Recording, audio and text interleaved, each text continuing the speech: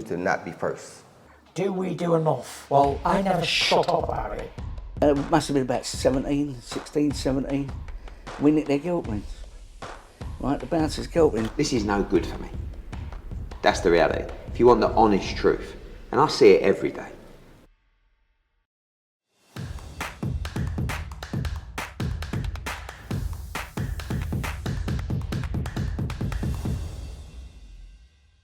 Andrew McCART, IFL TV, and I've got to say I'm delighted to be joined by Mr. Tarik Zaina himself. Tarik, it's the second time we've done IFL TV, the second interview, but the first with me, so it's an absolute pleasure to meet you, my man. Absolute pleasure to meet you too, Andrew. Thank you very much for having me on here. It's going to be good. My pleasure, my pleasure. Now listen, obviously you're the first professional boxer from the Rock of Gibraltar. Yes, sir.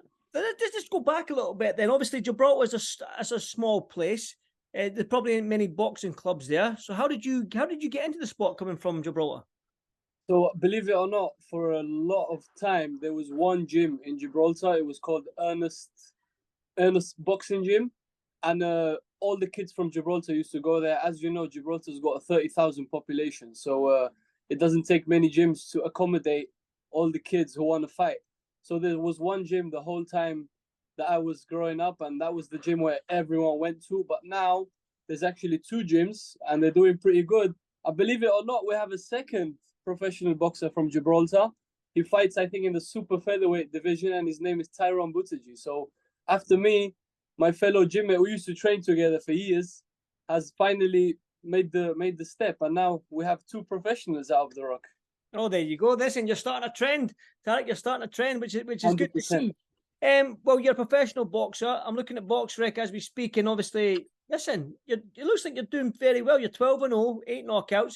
Your last fight was a majority draw out in Ontario, Canada. Yes, I can see you're unhappy with that. Talk to me about that fight. I mean, look, that fight was. It's definitely a very good question, Andrew, because it's definitely a story worth mentioning. So that fight was actually in Ontario, California, which is just outside of LA.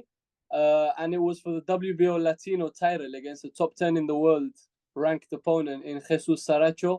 I don't know if you watched the fight, but if you do watch it, the commentators were saying, can this guy fight? I was completely unknown to everyone in that moment in time. So I was just brought in to make my opponent look good. Brought in as a... that guy had 13 wins, 11 KO, so he had heavy hands, and I was just brought in as a, padded record guy, and just there to put. But what they didn't know is I've been training. I was that camp for that fight. I did it with Joel Diaz up in Indio, so I was getting top class work, and obviously with all the experience I've gained here in Tijuana as well. So I had a lot of tools and ammunition in my bag that no one knew about. If you look at the scorecards, one of the judges gave it to me and two gave it a draw. It doesn't take a genius to know what happened there.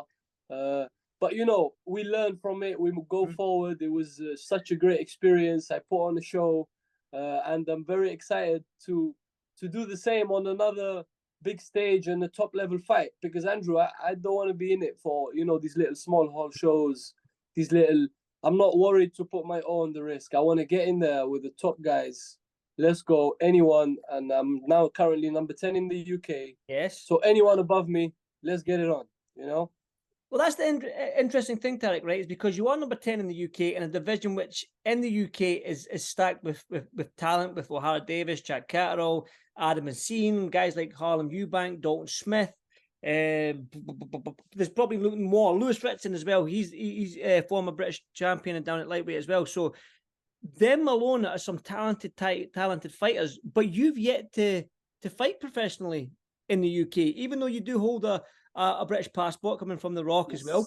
But you've yet to fight in the UK. Obviously, is that something that you're looking forward to? Is that something that's going to happen in the future?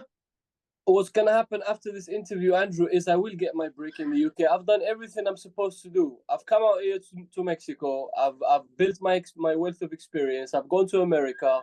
I've got that experience. I actually used to train in Leeds. Right. And one of the main reasons why I left was because when the lockdown came, the whole boxing show shut down.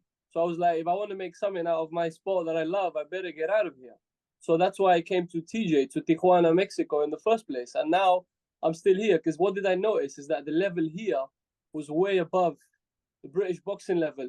You know, there are a lot of UK boxers that I respect. Within my division, the one I respect most and I like is Jack Catterall, because he did what, you know, a lot of people didn't expect him to do against Josh Taylor.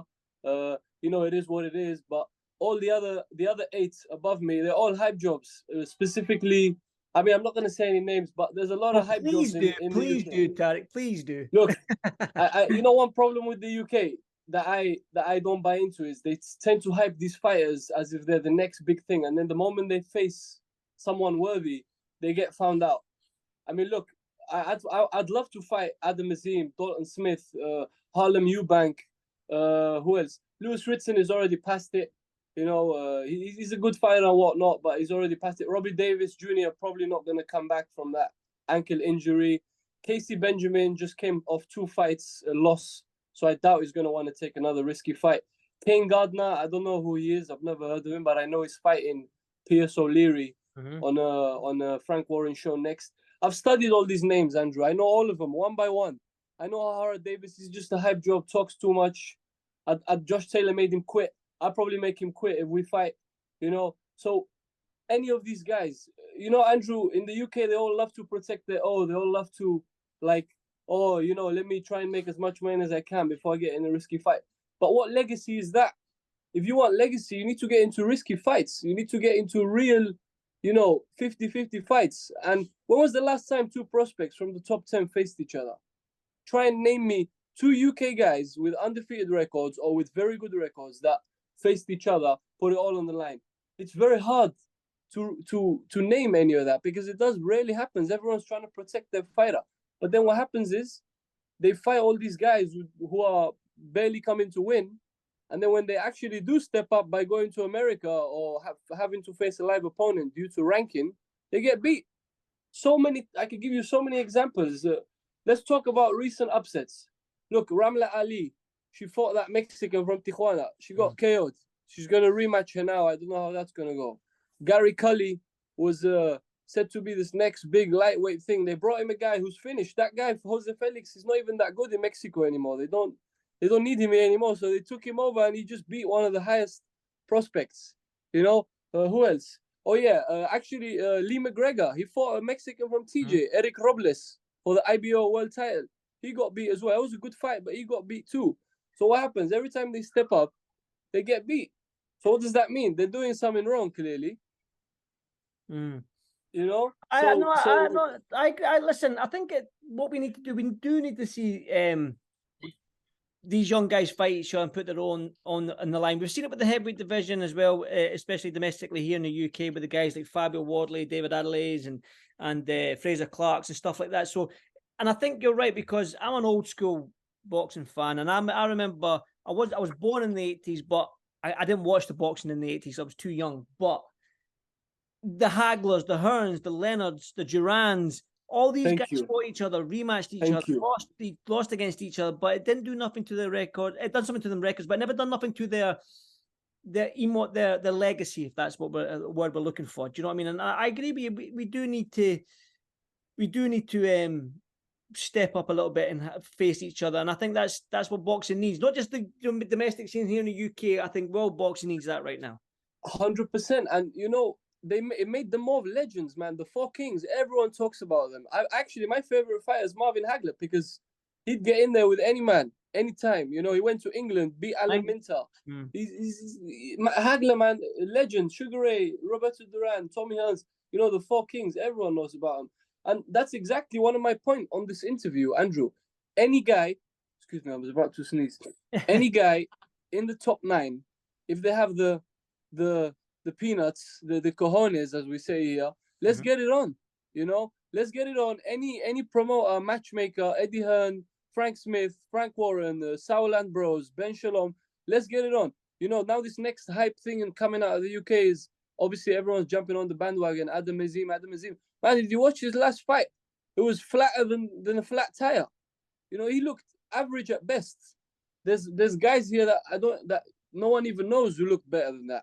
I'm not trying to roast him. He's probably still learning. Even he said after the interview, "Oh, I'm only 21." What does that mean? That your performance was shit and you're trying to justify it?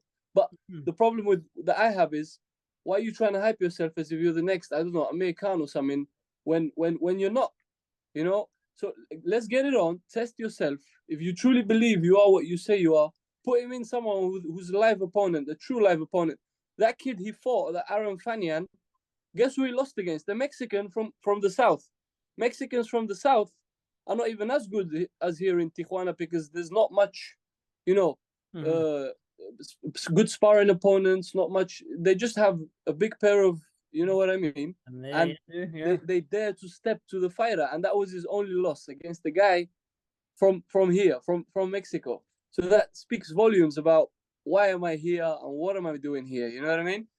What I will say about the Mexicans that come to the UK, and I've said this a couple of times, is we all know how tough Mexicans are. You can it's almost stereotypical. You know they're tough, and you know they're hard to knock out, and you know they're come forward and they can all bang. That being said, is that with these Mexicans, there's not a lot of tape on them as well. So if you're fighting for a big fight and it's like for Lee McGregor, for example, the IBO world title, there's no tape. There's absolutely no tape. So you can't study, you can't really look. You know, he's a southpaw, but what kind of southpaw is he? The Mexican style southpaw. So it's the unknown. And we've seen it with Lara. Lara's wasn't an unknown when he came over the second and the third and the fourth time. And do you know what I mean?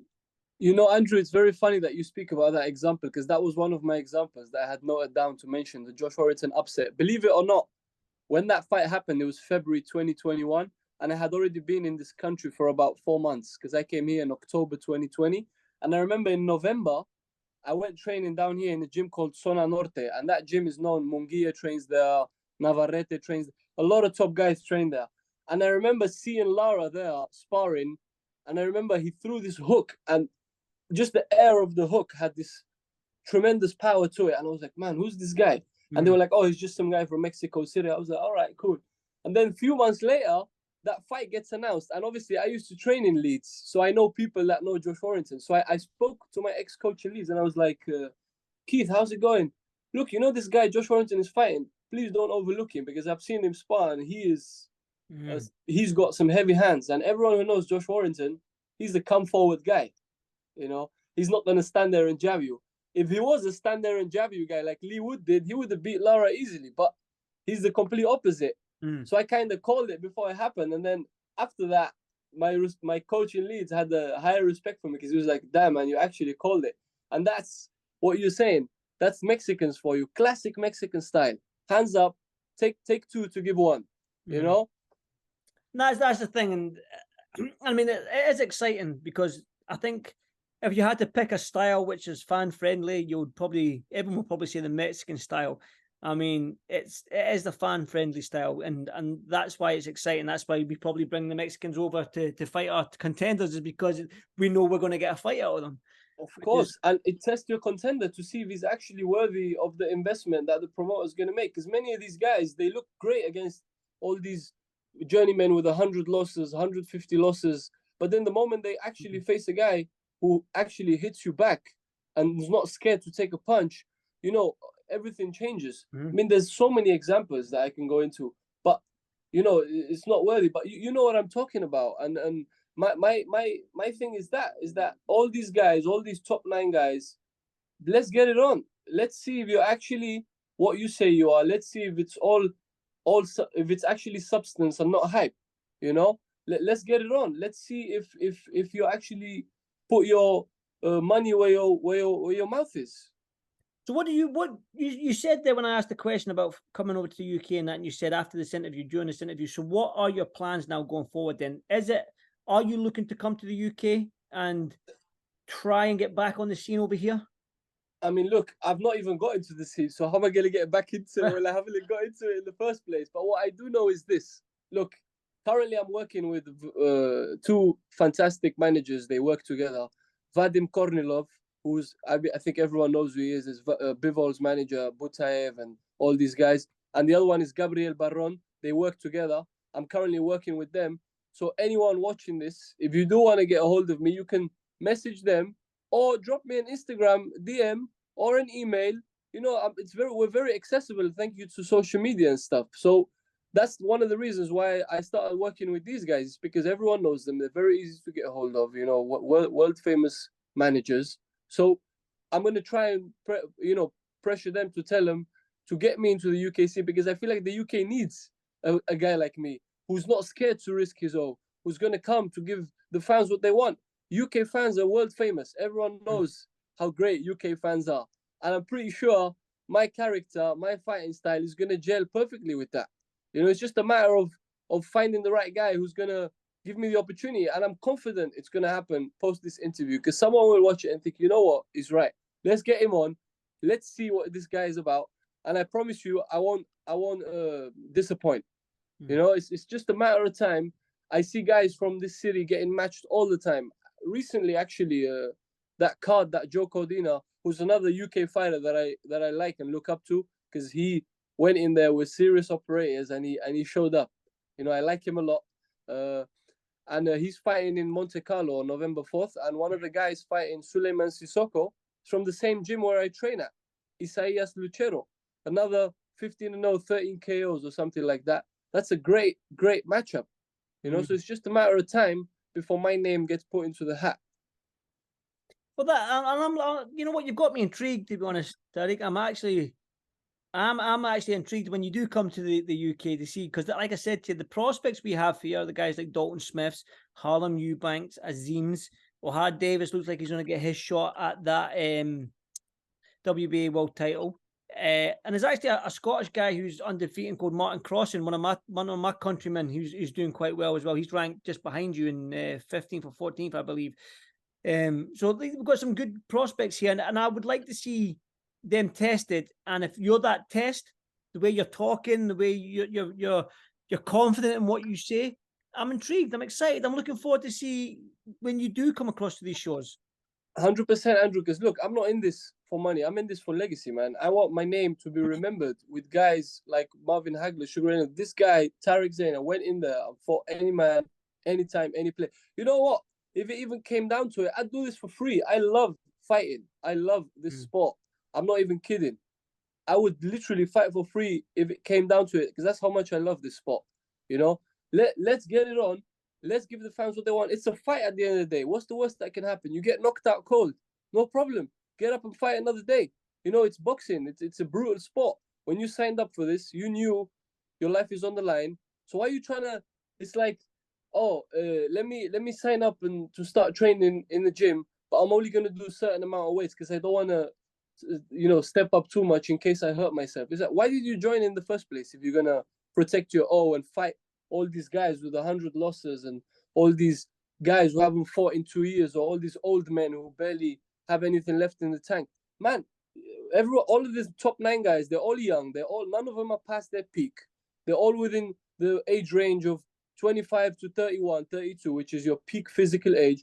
But let's get it on. What, do you not believe in yourself? Do you not trust in your ability? Do you think the hype is not true?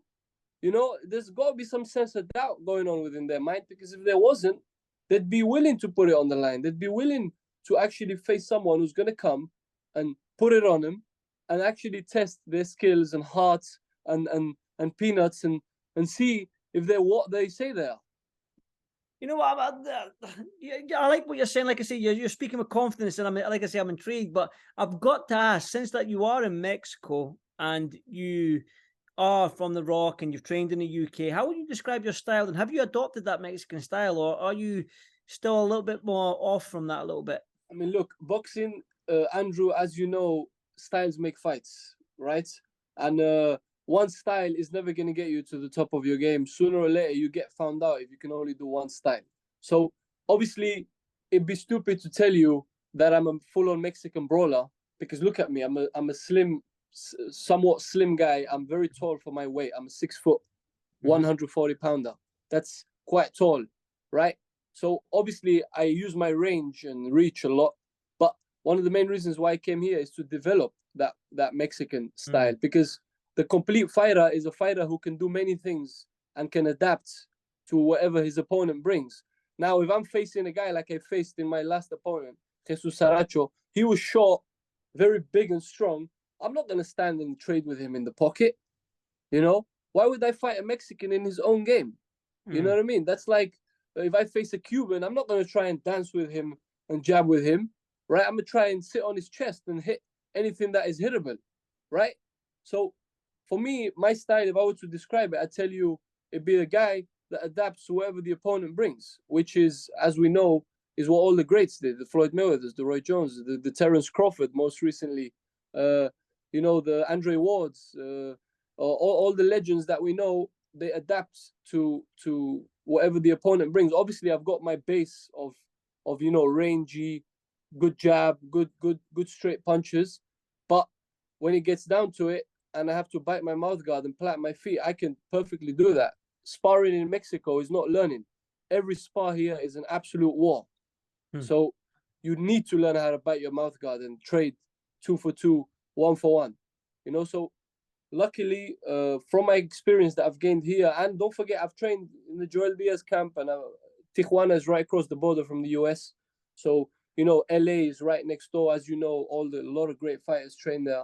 So I've managed to build a wealth of experience when it comes to fighting different styles and to experiencing different guys. You know, I've even sparred those guys, you know, those very defensive, very hard to hit sort of guys. And again, presents a completely different challenge. You see, that guy, I have to sit on his chest and be fully Mexican and just punch wherever it lands, whether it's the ear, the neck, the hip, wherever the ref allows, you know? So it just depends on my opponent and what my opponent brings, what are his strengths, and then I'll slightly adapt my style to beat the opponent, you know, and try and knock him out, because nowadays you can't leave it to the judges. So I've got to ask, before I let you go on and enjoy the rest of your day as well, you did say that you're not in it for the money and you're in it for legacy. Now, we've seen fighters like Frank Martin not willing to face Shakur Stevenson because he's getting a little bit of a cut. We saw that Shakur Stevenson didn't want to fight Devin Haney because he was only getting 25%. And so we are seeing, well, on the flip side of that coin, Devin Haney did take less to fight Kambosos the first time out in Australia as well. So do you think that fighters, especially young fighters that want to become the top dog, they need to be the underdog, they need to be the small dog first before they start earning that big money? So getting that opportunity to face the top dog, is that sort of your mindset? That if the opportunity came, you'd go for the top dog, take less money, and the fact that you're confident in your mind that you're going to beat him, and on the back end of that, you'll make your money. Why would I choose any other path? Everyone knows if you cut corners, you're going to get found out. And there's so many examples I can bring up where guys cut corners. Then when they get that shot, they get wiped out. Because cutting corners, boxing is like life, right? Sooner or later, the truth will come out. If you think you're going to cut corners and eventually make it to the big stage and think you're going to win, you're just lying to yourself. You know, you have to go through the hard road. You have to go through trials and tribulations and something that's going to test you. And what if deep down you don't have it? What if when the going gets tough and you have a guy who's you're not going to knock out and he's going to keep coming, and you just think to you know what, I can't do this, and you stop. So in my mindset, answering your question is, of course I want to go through the hard way. The only way is the hard way. You know, I don't want to. I've got a lot of amateur achievements. I won the biggest amateur tournament in Europe, King of the Ring. I won gold. I won a belt as the best fighter fighting for England, and I've won the Yorkshire Championships. I've got to the final of the ABAs. I fought for Morocco before COVID. I was going to go and fight for Morocco for the Olympics. Now, I've got quite a few amateur things, but I chose the back door because the back door entrance to the big stage is harder than the front door. Because in the front door, you get all this silver spoon treatment and all this hype put on you. You start your own sense of reality starts to get distorted. You start thinking you're something that you're not. And that's the biggest mistake you can make in a dangerous sport like boxing. Because sooner or later, you will get found out, you know? So like I said, for me, obviously Shakur Stevenson, these guys are at the top level. So there's probably a lot of things involved that I wouldn't know about. Maybe you could teach me politically and stuff like that. But Frank Martin, I actually sparred him. I did about 2 or 3 weeks of sparring in Dallas with him. I think it was about a year and a half ago. He's a top fighter, you know? So I'm pretty sure his decision to turn that fight down was due to many reasons. But I don't know, why did he do that, man? Like, if I got a chance to fight, I don't know, let's say Linares gets injured and they call me to fill in for him against Jack Carroll. Mate, I'd take that with both hands, you know. But that's me. I'm still coming up the same. Frank Martin is already made. He's already top 5. So I don't know. Maybe I don't know why he said no. I know he's a top guy. I know he's tough. I know he's got the nuts for it. But I couldn't tell you, you know. But you know, for me, it's like Loma. He took, I think it was what, $200,000 less to fight Teofimo for the undisputed. That's a legend in my eyes, man. You know, Usyk was willing to take, what is it, like 20% against Fury. 30%, yeah. Or something. Yeah. And they did. Now Fury's fighting some next man in MMA. You know, that's not a legend, man. You know, my respects for Fury have gone down a level because he had the chance to make history, to be the best heavyweight in UK boxing and take over the name of Lennox Lewis as number 1. But now with what he did, right, we don't really know.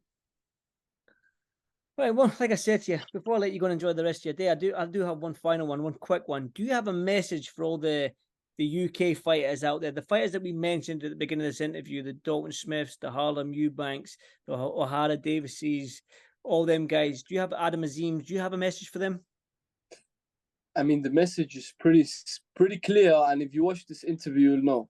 If you think you're as good as they say you are, if you think your hype is real and it's not just hype and it's substance, fight me. Let's get it on. Because I will come to their backyard, to Sheffield, to London, to Manchester, anywhere. I'll come and I'll put it on you and I'll make sure you get tested. You know, all these guys, if you really don't want to sit in your cocoon in safe haven and come out and test yourself, let's go. Let's get it on. Sooner or later, one of them's going to get it. There's no doubt in that. There's no doubt. It's just a matter of time because I've ticked all the boxes. This is the next step, you know. So Eddie Hearn, Frank Smith, Sauerland Bros, Ben Shalom, Frank Warren, get in touch with my managers. Drop me an Instagram message. Drop me an email. Let's get it on. I'm ready. I'm ready. And like I said, I love this sport so much. I'd do it for free. Let's go. That's all. Tarik, listen, absolute pleasure to speak to you, man. Hopefully this is the first of many because it was a good chat and I enjoyed it. And like I say, I'm intrigued to the day you do come over to these shores and get a fight. I'm going to be there. It'll happen. 100%, No doubt. I will be there. Thank you, Andrew, and thank you for giving me the chance to talk to you. And like you said, it's the first of many, and you know, it's just a matter of time, my friend. It's just a matter of time. Listen, Tarik, keep in touch, my man, right? And you enjoy the rest of your day.